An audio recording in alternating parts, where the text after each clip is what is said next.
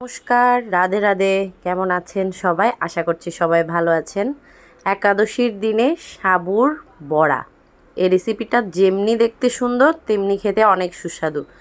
এই রেসিপিটা যেহেতু অনেক দিদিরা চেয়েছেন, সেজন্য ভাবলাম আজকে একটু শেয়ার করি আপনাদের সাথে। সেই জন্যই মূলত আজকে শুদ্ধ ভাষায় ভয়েস দিচ্ছি।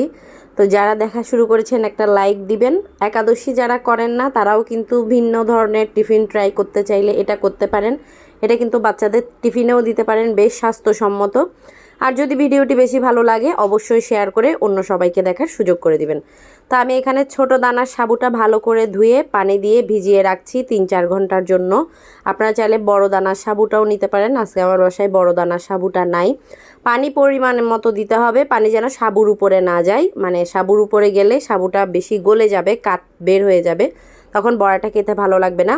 তারপর খোলার মধ্যে আমি 4টা বাদাম আর 2টো শুকনো লঙ্কা ভালো করে একটু টেলে নিয়েছি, যেন গুঁড়া করার জন্য সুবিধা হয়। গুঁড়াও না, এক্স্যাক্টলি আধ ভাঙা করে নিব।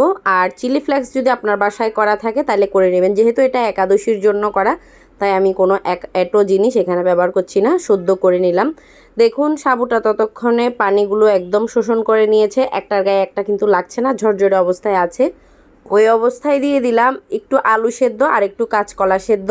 তারপর এই যে আধ ভাঙা করে রাখা চিলি ফ্লেক্স আর হচ্ছে বাদামের গুঁড়া। তারপরে দিয়ে দিলাম অল্প একটু চিনি স্বাদ বাড়ানোর জন্য। আর দিয়ে দিচ্ছি সামান্য পরিমাণে সন্দুক লবণ। বাসায় যদি ধনেপাতা থাকে তাহলে ধনেপাতাও দিতে পারেন, আমার এখানে আজকে ধনেপাতা নেই। তারপর স্বাদকে আরেকটু বাড়ানোর জন্য যারা ঝাল পছন্দ করেন তারা একটু কাঁচামরিচও দিতে পারেন। আমি এখানে একটার মতো কাঁচামরিচ অ্যাড করেছি, কাঁচামরিচগুলো তেমন ঝাল নেই, তবু একটা দিয়েছি। আপনাদের যদি বেশি ঝাল খেতে ইচ্ছে করে আরেকটু বাড়িয়ে দিতে পারেন। তারপর কাটলেটের মতো একটু শেপ দিয়ে নিলাম, গোল গোল ছোট ছোট করে। একটু ভালো করে মথে নিতে হবে যেন তেলে ছাড়ার সাথে সাথে সাবুদানাগুলো আলু থেকে ছেড়ে না আসে। তো এই তো ভালো করে সবগুলোই আমি হচ্ছে এই যে শেপ দিয়ে নিচ্ছি।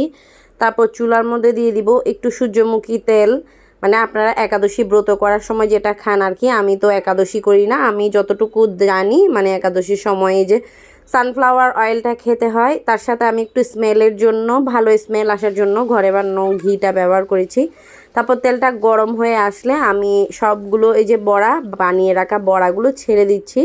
ছেড়ে দিয়ে এবার ভালো করে উল্টে পাল্টে ভেজে নেব। চুলার জালটা কিন্তু মিডিয়াম টু হাইতে থাকবে, লো করা যাবে না। লো করলে মানে আলুগুলো নেতিয়ে যাবে। তো একদম মিডিয়াম টু হাইয়ে থাকা অবস্থায় মানে দাঁড়িয়ে থেকে ভেজে নিতে হবে, বারবার উল্টে পাল্টে দিতে হবে। এই তো মিনিট 5-এর মতন সময় লাগে। মিনিট 5 একটু সময় নিয়ে ভাজলে কিন্তু বড়াগুলো রেডি হয়ে যায়।